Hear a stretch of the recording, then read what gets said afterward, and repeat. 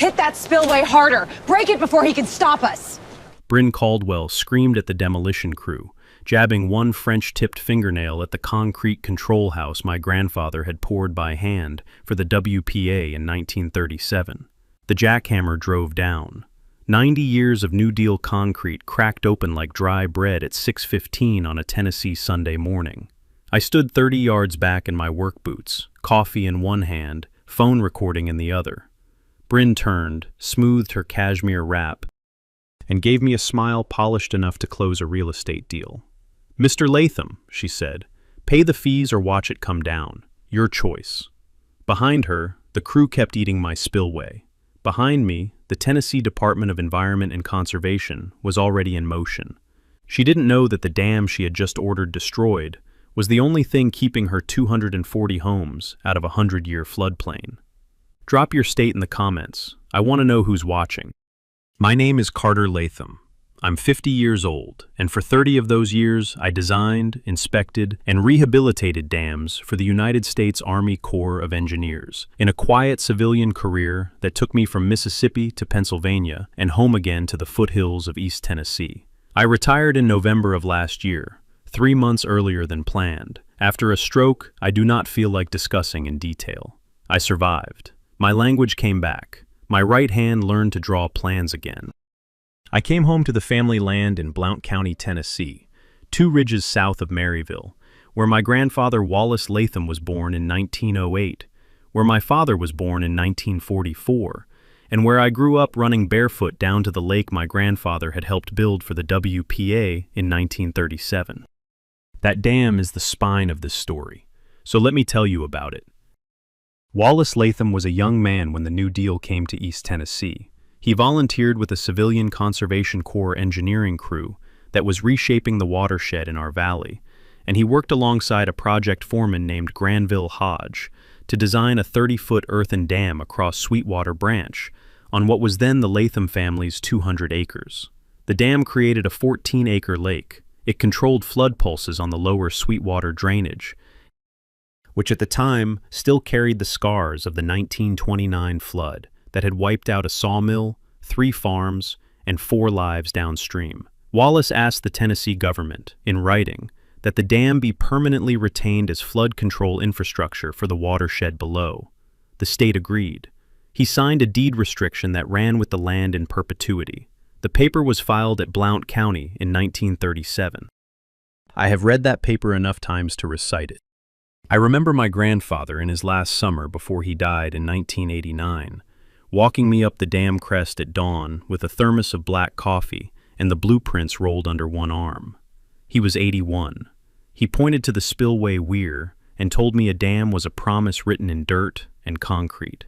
He told me a promise like that has to be inspected every year, signed for every year, walked every year, the same way you walk a fence line. He told me one day this dam would be mine. He said, "Carter, when that day comes, do not let anybody who hasn't read the deed tell you what's inside it." My wife, Marin, did not get to grow old with me. She died of a brain aneurysm in 2022, at 45, while making coffee on a Tuesday morning.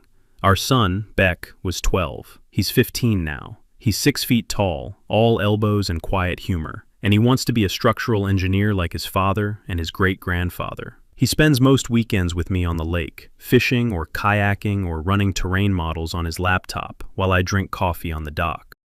The land sits in a small valley with cedar-lined ridges on either side, oak hollows turning gold in October, and the Smoky Mountain skyline visible from my front porch on a clear day.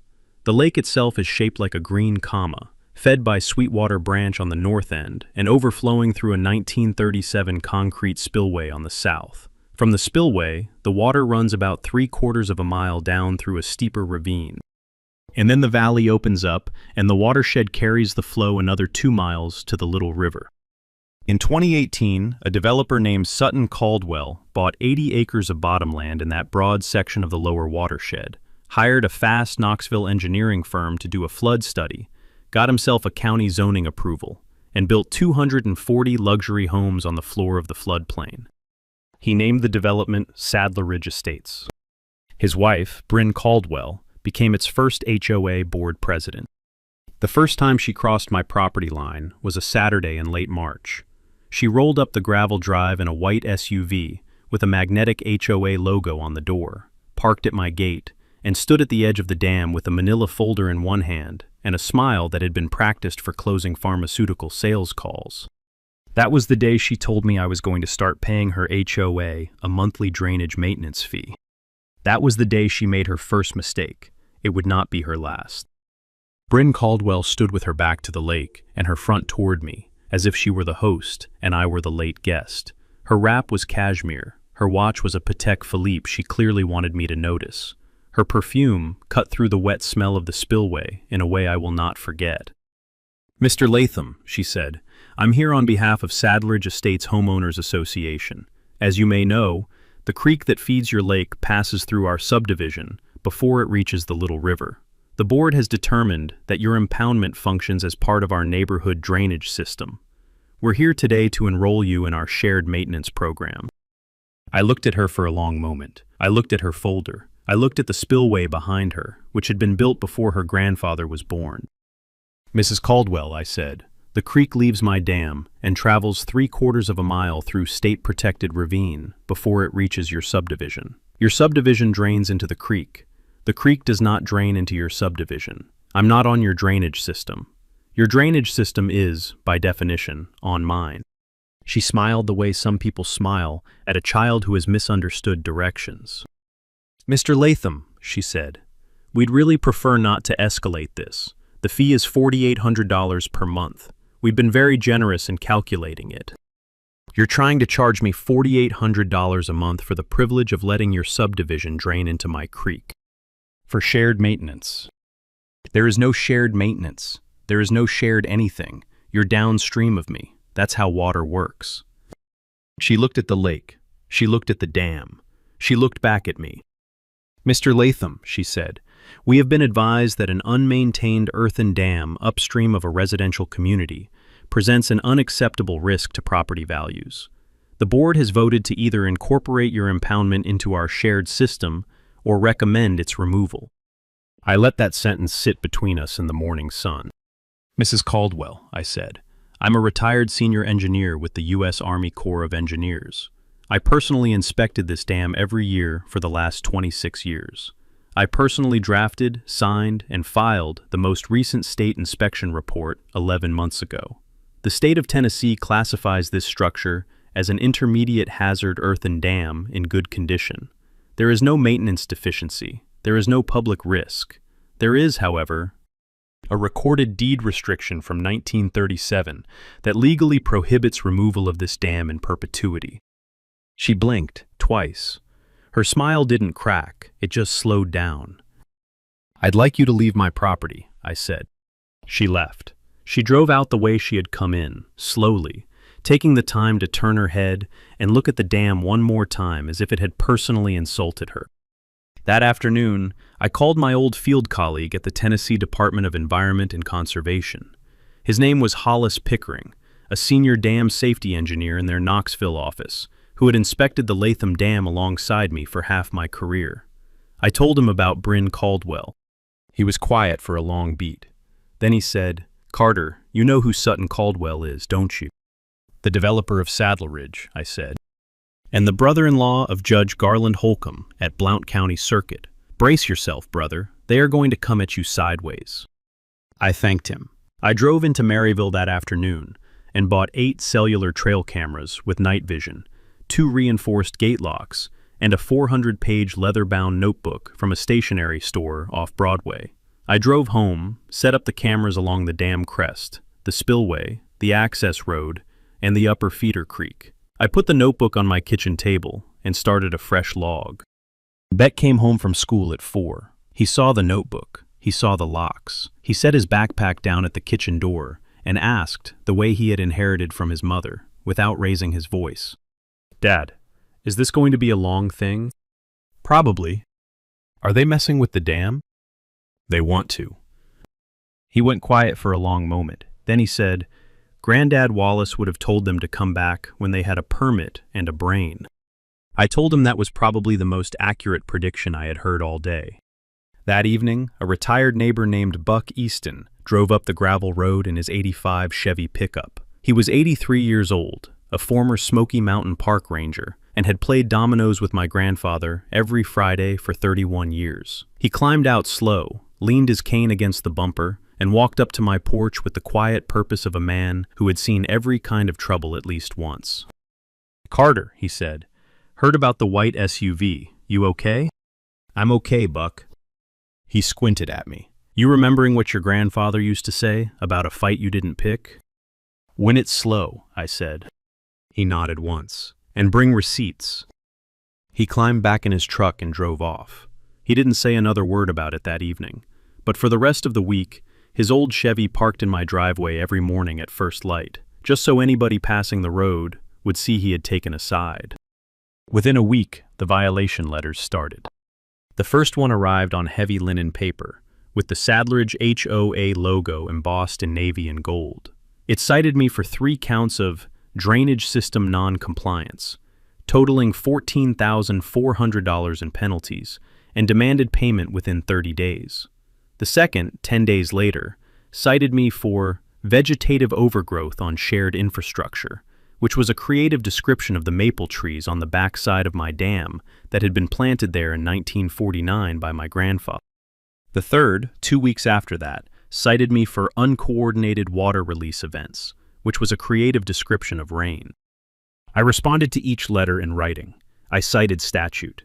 I cited the 1937 deed restriction. I cited my engineer's license. I attached the most recent state dam safety inspection report. I sent each one certified mail. Bryn Caldwell ignored every reply. She also began, quietly, to expand the campaign. A county code enforcement officer named Rita Bramwell showed up 2 weeks later. She was a careful woman in her late 40s, with a clipboard and the polite, exhausted manner of a public servant who has been called out one too many times on neighbor complaints. She was apologetic. She walked the dam with me, examined the spillway, looked at my inspection records, and shook her head. "Mr. Latham," she said, "this is the cleanest privately maintained intermediate hazard dam I have inspected in the 8 years I've held this job. There is nothing here. I am marking the complaint as unfounded. I am also flagging it as potentially harassing." I thanked her. I asked her, off the record, who had filed the complaint. She showed me. Bryn Caldwell, with a co-signature from Sutton Caldwell. The second complaint, 3 weeks after that, came from the Tennessee Department of Environment and Conservation's Division of Water Resources.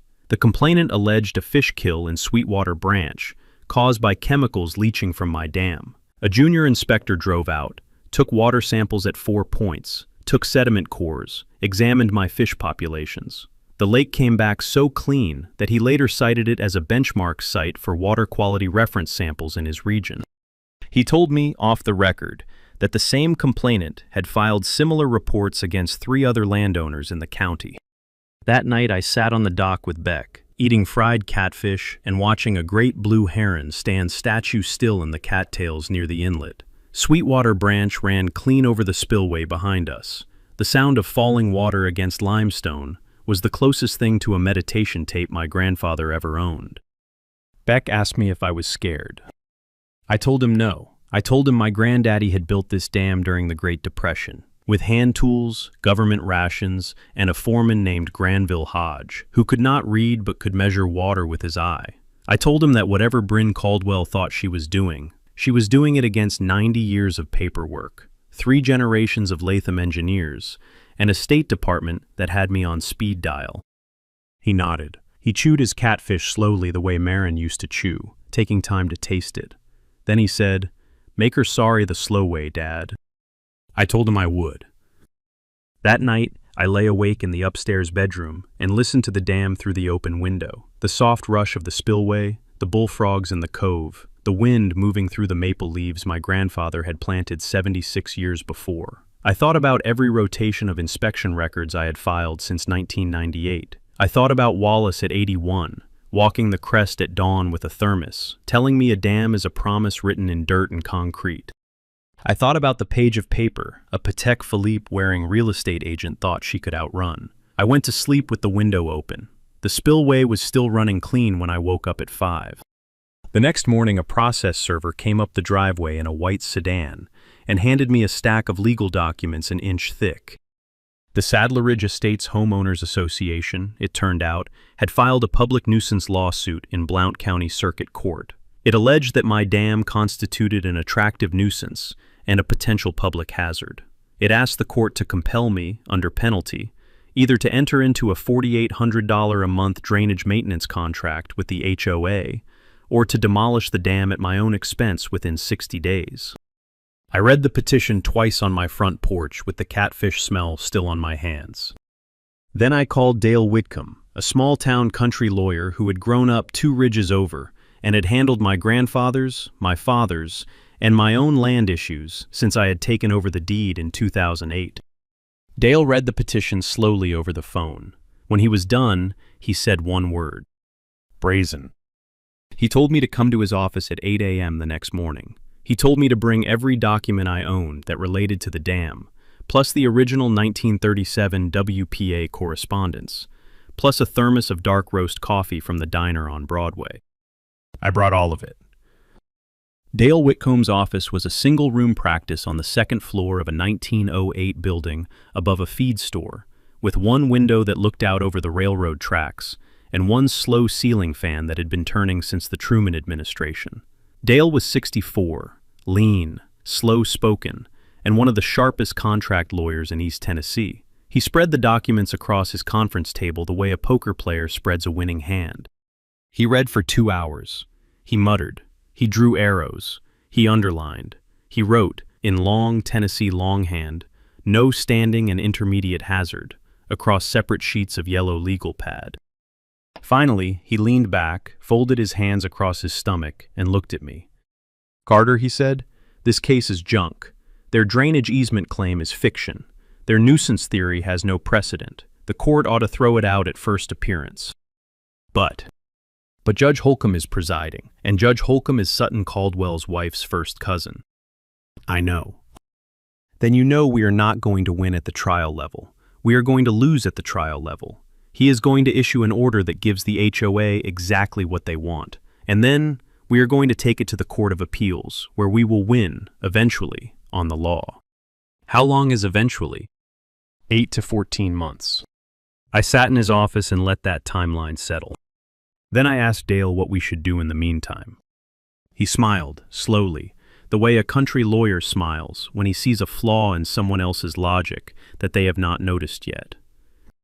"Carter," he said, "the HOA wants you to pay or demolish. Tell the judge, on the record, that you are going to demolish." I stared at him. Demolish. Demolish. Out loud. In court. With a stipulated timeline. And while everybody on the Saddle Ridge side is celebrating, you are going to file every single notification required under the Tennessee Safe Dams Act, Section 46, subsection C, for the demolition of an intermediate hazard dam. You are going to trigger a full state public hearing. You are going to trigger a FEMA flood map review. You are going to trigger an EPA wetlands consult. You are going to bring this entire process out into the open, where the law lives. And when the people of Saddler Ridge Estates find out what is about to happen to their floodplain, they are going to come find Bryn Caldwell themselves. I looked at him for a long moment. I started to laugh quietly. He started to laugh quietly. Outside the window, a freight train moved through Maryville at the slow Tennessee pace it had been moving at for 120 years. The hearing was set for the second Thursday in May. Bryn Caldwell arrived in pearls and a navy suit. Her husband sat behind her. Their attorney, a man named Garland Ridley out of Knoxville, presented the petition with confidence. Judge Holcomb listened with the careful neutrality of a man who already knew how he was going to rule. When Dale stood, he was brief. He said only that, while we disputed the legal premises of the petition, my client was prepared, in the interest of resolution, to elect demolition rather than the proposed maintenance contract, provided that all required state and federal regulatory processes were honored. Judge Holcomb nodded, signed the order, and gave me 60 days. Bryn Caldwell, across the courtroom, smiled the same polished smile she had brought to my driveway in March. Outside the courthouse, on the steps, she walked past me close enough that I could smell her perfume. "Mr. Latham," she said, low and bright, "enjoy your last summer at the lake." I did not answer her. I tipped my hat, the way my grandfather had tipped his. I drove home. I sat on the dock with Beck and watched a heron lift off the cattails into a slow Tennessee dusk. I told him what we had just set in motion. He smiled the way his mother used to smile, when she had figured out a problem before anyone else in the room. "Dad," he said, "they have no idea what they just walked into." I told him no. They had no idea at all. The next morning, I drove down to Hollis Pickering's office in Knoxville, with the court order in a folder on the passenger seat. Hollis was 48, lean, weathered, and had the slow, careful eyes of a man who had spent 20 years deciding which dams in East Tennessee were going to fail next. We had inspected 40 dams together over the years. He had been at Marin's funeral. He read the order without saying a word, set it down on his desk, and pulled 4 maps from a drawer beside him. "Carter," he said, "I need you to look at this." He laid the first map across the desk. It was the FEMA flood insurance rate map for the lower Sweetwater drainage, dated 2017, before Saddleridge Estates had been built. Half the bottomland sat inside the 100-year flood zone, half sat inside the 500-year zone. He laid the second map. It was the FEMA model run in 2018 that had been submitted by Sutton Caldwell's developer team to the county. It showed the bottomland as essentially safe, with only a thin strip along the streambed in any flood zone. The model's footnote, printed in tiny gray text, read, "Assumes existing upstream impoundment remains in service in perpetuity." He laid the third map. It was a current FEMA model run, performed 3 months ago at TDEC's request, with the dam removed. Saddleridge Estates went almost entirely red. 217 of its 240 homes sat inside the 100-year floodplain. 41 of those sat in the floodway itself. The streets became channels in any storm above 2 inches per hour. He laid the fourth map. It was an actuarial analysis run by FEMA's regional office in Atlanta. With the dam removed, the average annual flood insurance premium for a Saddleridge home jumped from $640 to $11,400. Property values, according to the actuarial team's modeling, dropped between 38 and 42%. I sat in his office and read the maps 3 times. "Hollis," I said, "did the developer's 2018 study disclose the dam dependency?" He looked at me, slow and steady. "Carter," he said, "no buyer in Saddleridge Estates was ever told that the safety of their home was contingent on a private earthen dam 2 miles upstream that they did not own." I sat with that for a long minute. The fluorescent light above his desk hummed. Somewhere in the next office, a printer started up. I thought about the young couple 2 streets in who had used their entire wedding savings as a down payment, and the retired school teacher whose late husband had picked the house for the school bus route. I thought about Bryn Caldwell's perfume cutting through the spillway air. I thought about a footnote in 12-point gray. Then I asked him what the Tennessee Safe Dams Act said about demolition of an intermediate hazard dam with a recorded perpetual deed restriction. He smiled, the first smile I had seen on his face that morning. "Carter," he said, "a TDEC public hearing is required. FEMA must be notified. The Environmental Protection Agency must be consulted because the lake is a registered wetlands. The Tennessee Wildlife Resources Agency must be consulted because the lake is a documented fish habitat. The Tennessee Valley Authority must be notified because the watershed below feeds into the Little River, which feeds into the Tennessee River system. The County Emergency Management Agency must be notified because removal of an intermediate hazard dam changes evacuation planning, and every single homeowner downstream within the projected flood inundation zone must receive certified notice with public comment opportunity." He folded his hands. "Carter," he said, "the moment you file demolition paperwork, Saddleridge Estates becomes a public hearing." I drove home that afternoon with the 4 maps copied to a thumb drive in my pocket and the original 1937 WPA deed restriction folded inside my grandfather's old field notebook on the passenger seat. I knew, by the time I crossed the county line, exactly what was about to happen. I knew the order, the timing, and the cost. I knew which agencies would arrive first, which residents would call me before Bryn could stop them, and which moment in the public hearing would be the loudest silence Saddler Ridge Estates would ever know. I drove home the slow way. I let the Tennessee dusk go gold across the ridges, and I let myself smile, just once, alone in the cab of my truck, for the first time in 2 months. Over the next 2 weeks, Dale, Hollis, and I built the public hearing the way you build a house frame. Square corner first, every joist measured. The first thing we did was file the formal notice of intent to demolish with TDEC's Division of Water Resources. The notice triggered every cascading regulatory step Hollis had described. Within 72 hours, FEMA's regional office in Atlanta had assigned a senior floodplain manager named Eli Tatum to the case.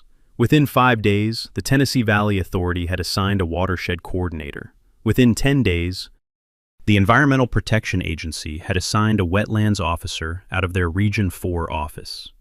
Within 2 weeks, Blount County's emergency management coordinator, a retired firefighter named Glenn Faulkner, had drafted a revised evacuation plan for the lower Sweetwater drainage that included the words mass casualty incident in 3 separate paragraphs.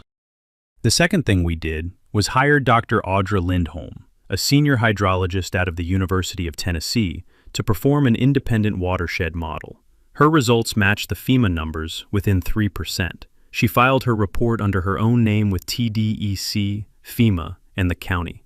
She also published an executive summary in plain English that any Saddler Ridge homeowner could read in 15 minutes. The third thing we did was the hardest and the most necessary.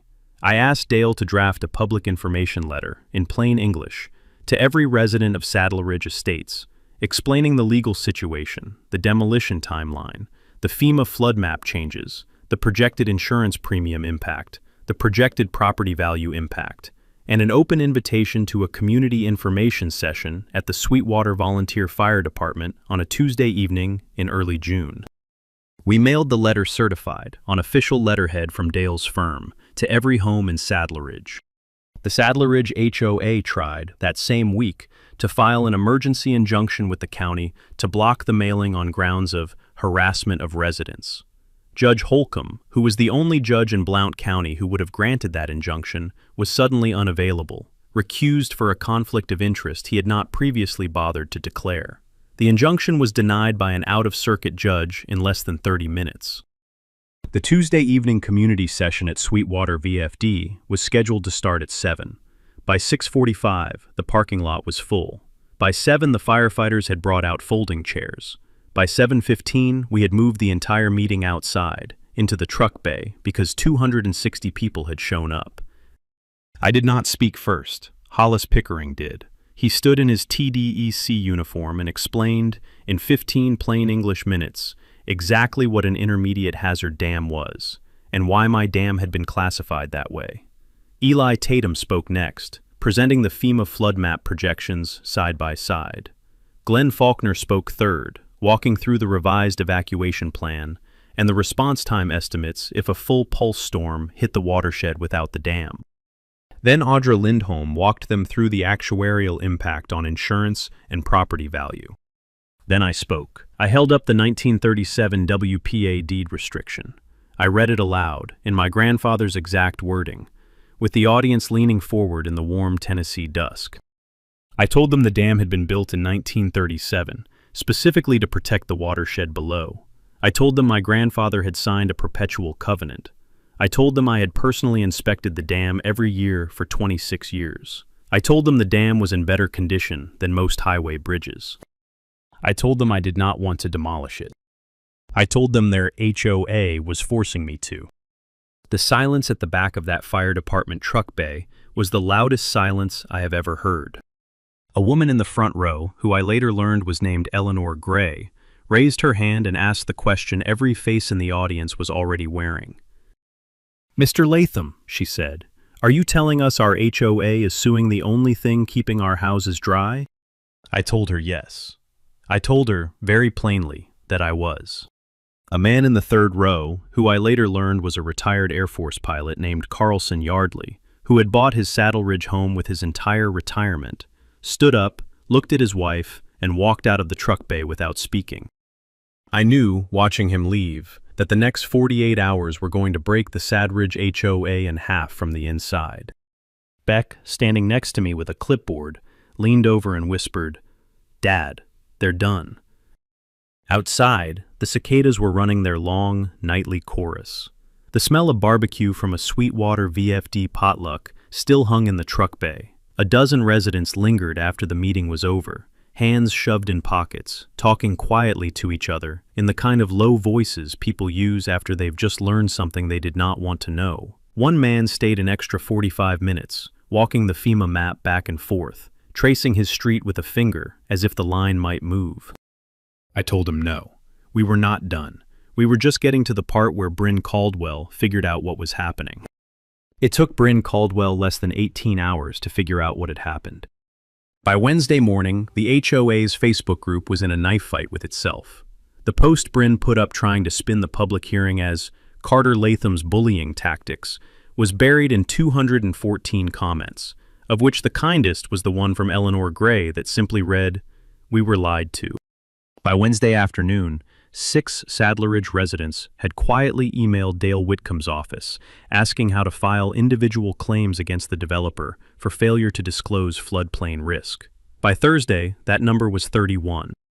By Friday, the local Maryville-Alcoa Daily Times ran its first article. The reporter was Tabitha Marlowe, a 30-something with a master's degree in environmental science, and the kind of byline that the Tennessee State House already knew. She had been at the Tuesday public session. Her article, run above the fold under the headline, "The Dam Sadleridge Forgot It Needed," included photographs of the FEMA map overlay, a sidebar interview with Audra Lindholm, and a one-line quote from me. "I would prefer not to demolish my grandfather's dam." The Knoxville News-Sentinel picked it up the next morning. The Tennessee Lookout had it by Sunday. By Monday, Nashville's WSMV had a producer calling Hollis Pickering's office. Bryn responded the way Bryn responded to everything. She doubled down. She filed a public statement with the Sadridge HOA, insisting that the demolition was a necessary infrastructure correction. She gave an on-camera interview to a local cable station, in which she described me as an unstable retiree, weaponizing his property against the community. She tried to organize a residents' rally outside my gate. 11 people showed up. 2 of them, Eleanor Gray and a retired school teacher named Marlena Whitaker, showed up holding signs that read, "Save the Dam." The other 9 left within 20 minutes. By the second week of June, the Sadridge HOA's own treasurer, a man named Curtis Hamlin, sent me an unsolicited email attaching a copy of the HOA's emergency board minutes from the previous Friday. Bryn had moved $54,000 out of the HOA's reserve fund into a new line item labeled Community Drainage Litigation. That money had been earmarked, before the move, for a children's playground. I forwarded the email to Dale Whitcomb. I forwarded it to Tabitha Marlowe. I forwarded it to a friend of mine at the Tennessee Attorney General's Consumer Protection Division. That same afternoon, the 4 anonymous letters arrived in my mailbox. Each one was handwritten, careful, apologetic. One was from a young couple 2 streets in. They wrote that they had just used their entire wedding savings as a down payment, that nobody had ever told them the FEMA zone designation was contingent on an upstream dam, and that they did not know how they were going to face their parents on Sunday. One was from a retired school teacher who had moved into Sadleridge with her late husband in 2019. She wrote that she had cried twice that week, once in her kitchen and once in her car. The third was from Carlson Yardley, the retired Air Force pilot, who wrote in pencil in clean block letters, "I have voted for the wrong board for 2 years. That ends now." The fourth letter contained a photograph. It was a hand-drawn map of the lower Sweetwater drainage from 1953, made by a survey crew working under TVA contract, and clearly showing the Latham Dam, labeled Wallace Latham Earthen Impoundment, Flood Control, protected for perpetuity. The sender had written, on the back, 3 words in blue pen, "We are sorry." I sat on the porch a long time with that photograph. That night, after Beck had gone to bed, Dale called me with a single sentence. "Carter," he said, "you need to add a security camera on the spillway tonight. I'm hearing things from a friend in Knoxville. They are about to do something stupid." I did exactly what he said. 3 nights later, my phone buzzed at 1:34 a.m. It was a motion alert from the trail camera mounted in the cedar tree 40 feet above the spillway gate. I sat up in bed. The Tennessee dark was full summer thick, all crickets and far-off owl. I opened the camera app. 4 figures in dark hoodies stood at the spillway control house. One was working a hammer drill on the access door. Another was holding a flashlight. 2 more were carrying what looked like 5-gallon buckets of paint or something denser. The third figure standing watch wore a Patek Philippe on her left wrist that caught the flashlight beam and threw a small, bright reflection into the camera lens. Bryn. I rolled the secondary camera. The 2 bucket carriers were walking toward the spillway weir with intent. They were going to dump whatever was in those buckets into the discharge channel. Something black. Something heavy. Something that would, the next morning, look exactly like a chemical spill or sediment plume. Something that would, in a TDEC inspection report, suggest the dam owner was negligent. I called Sheriff Royce Tankersley first. He was 61, square, had grown up 2 ridges over, and had served with my father on the volunteer fire department in the 1970s. He picked up on the second ring. Carter. Royce.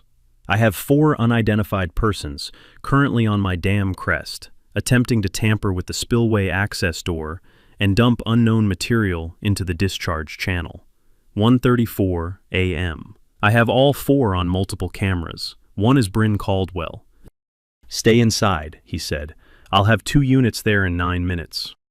I stayed inside. I called Hollis Pickering. He picked up on the first ring, which surprised me, until I remembered he had told me to call him at any hour during the demolition window.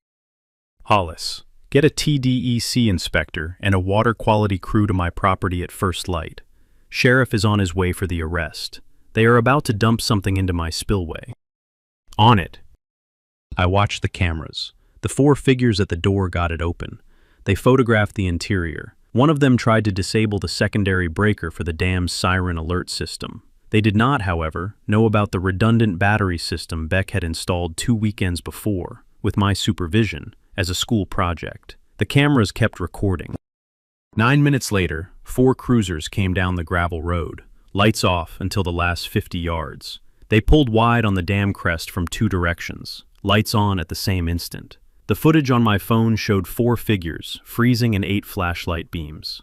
Hands going up, drill falling, buckets dropping. Bryn's voice, suddenly small and very high, asking if she could please call her husband. By 3 a.m., she was in handcuffs. The 3 men with her, 2 contractors she had paid in cash, and the HOA's own former vice president, a man named Slade Bickerton, were in handcuffs beside her. The buckets, when forensics opened them, contained a mixture of waste oil, drywall sediment, and dye. The dye was Tennessee orange, not even subtle. Royce came up to the porch where I was waiting with coffee. He took the mug. He looked at me. "Carter," he said, "she's been caught at 1:34 in the morning, on your registered intermediate hazard dam, attempting to dump environmental contaminants into a state-monitored watershed, while criminal proceedings are already pending. Do you know how many felonies that just stacked?" I said I had a guess. He said, "You have no idea." The next morning, the Maryville-Alcoa Daily Times ran Tabitha Marlowe's 3rd article, front page, above the fold. The headline read, "Oh, a president arrested at 1:34 a.m., dumping waste oil into dam she sued to remove." By noon, the Knoxville News-Sentinel had reposted it. By 3 p.m., the Nashville stations had it. By 5 p.m., it had been picked up by the Atlanta Journal-Constitution. By Saturday morning, the AP had moved a national wire story. Sutton Caldwell filed for divorce on Sunday morning. He had his attorneys hand-deliver the papers to the Blount County Jail before lunch. The TDEC public hearing was 4 days away. The TDEC public hearing was held in the auditorium of the Sweetwater Volunteer Fire Department, the same room where, 4 weeks earlier, 260 Sadler Ridge residents had first learned the truth about their floodplain. The room was packed past the legal occupancy limit by 6 p.m. Sweetwater VFD opened the truck bay again and ran extension cords for additional folding chairs. The hearing officer, a calm administrative judge, named Director Sterling Hawthorne from TDEC's Nashville office, called the room to order at 7 sharp. The HOA's attorney, Garland Ridley, sat at one table. His client was, of course, absent. Bryn Caldwell was at her arraignment in a different building 3 blocks away. Sutton Caldwell sat in the 3rd row, alone, with his hands folded in his lap. Dale Whitcomb sat at our table, with a single leather folder and a yellow legal pad. Beside us sat Hollis Pickering in his TDEC uniform. Beside him, Eli Tatum from FEMA. Beside Eli, Glenn Faulkner from Blount County Emergency Management. Beside Glenn, Dr. Audra Lindholm. Behind us, Tabitha Marlowe with 2 photographers.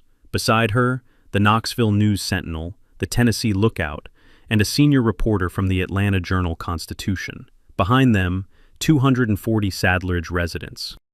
Director Hawthorne read the case caption. He read the procedural history. He invited Garland Ridley to speak first. Mr. Ridley stood. He spoke for 11 minutes. He talked about community necessity and unmaintained infrastructure and quality of life. He never once produced an engineering report.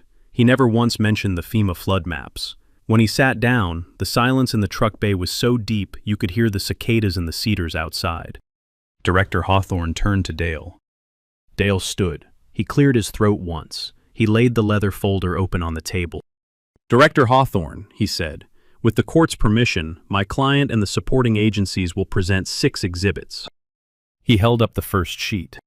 This is the 1937 deed restriction, signed by Wallace Latham, recorded with Blount County, granting the state of Tennessee a perpetual covenant that the Latham earthen impoundment shall be maintained as flood control infrastructure for the lower Sweetwater drainage. It runs with the land. It cannot be revoked. He held up the second. This is the FEMA flood insurance rate map for the lower Sweetwater drainage with the dam in service. This is the same map with the dam removed. With removal, 217 homes in Sadler Ridge Estates enter the 100-year floodplain. 41 enter the floodway itself. He held up the third.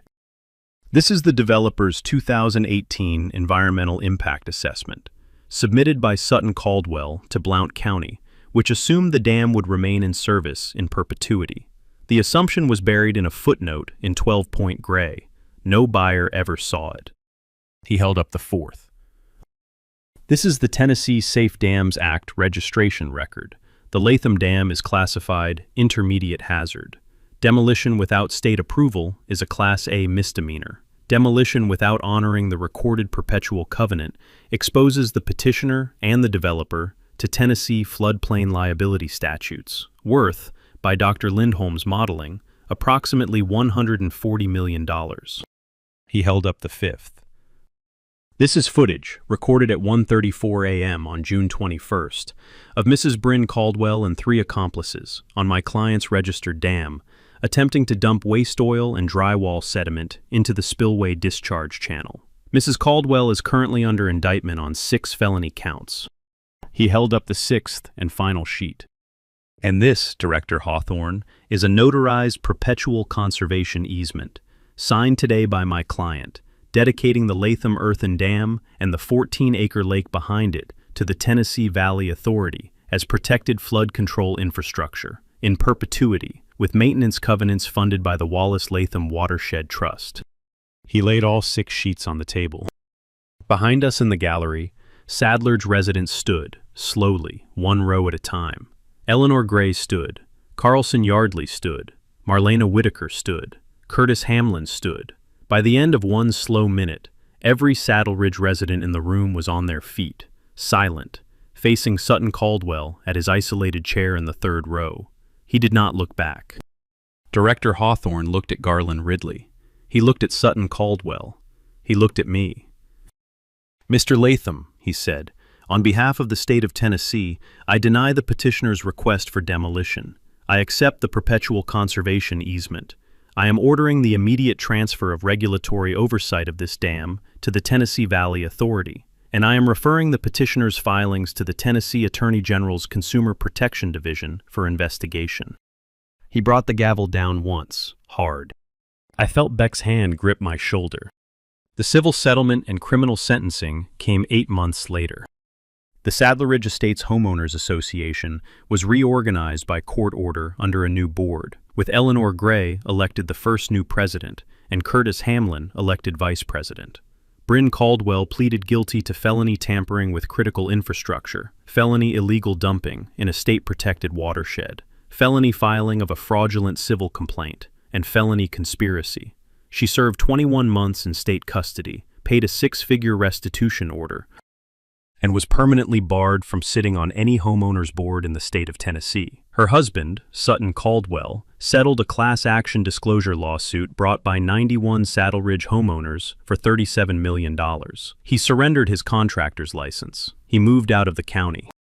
The total damages awarded to me in the consolidated civil action came to $4.8 million. I did not keep most of it. I worked with Dale, Hollis, Audra, Glenn Faulkner, and the new Sadridge board to put $4 million of those dollars into a thing we called the Wallace-Latham Watershed Trust. The trust paid for a permanent endowment for annual dam maintenance, performed at no cost to me, with full TDEC oversight. It paid for a county-wide flood preparedness program in Blount County, including emergency siren upgrades for every neighborhood within a registered flood inundation zone. It paid for an annual scholarship in my grandfather's name, the Wallace-Latham Watershed Engineering Award, given each year to a Tennessee student pursuing civil or environmental engineering. The first recipient, announced on the trust's first anniversary, was a young woman from Sevier County whose family had lost their farm in the 2010 floods. I drove out with Beck to deliver the check in person. The Sadler Ridge Estates community held its first annual Dam Stewardship Festival the second Saturday of October that year. 240 households turned out. They walked the dam crest. They toured the spillway. They listened to Hollis Pickering explain, in plain English, how an earthen dam works, how an intermediate hazard classification is determined, and how a community comes to depend on a structure that nobody bothers to look at until somebody tries to take it away. Beck, 15 and growing into his frame, stood next to me at the spillway and explained the redundant battery system he had built, while his classmates from Maryville High School took notes. Eleanor Gray hung a small bronze plaque at the dam crest that afternoon. The plaque read, Wallace-Latham, Earthen Dam, built 1937 by the Works Progress Administration and the Latham family, protected in perpetuity by the communities it serves. I have learned a few things from all of this. I'd like to share them, if you'll let me.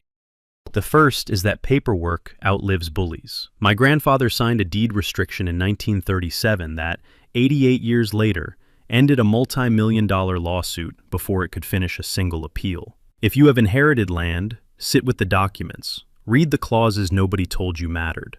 The clauses nobody told you mattered are always the clauses that matter. The second is that water finds its level, and so does community. An HOA is not a fortress. An HOA is just a list of names. When the names find out the truth, they revote, they reorganize, and they remember who told them the truth in time.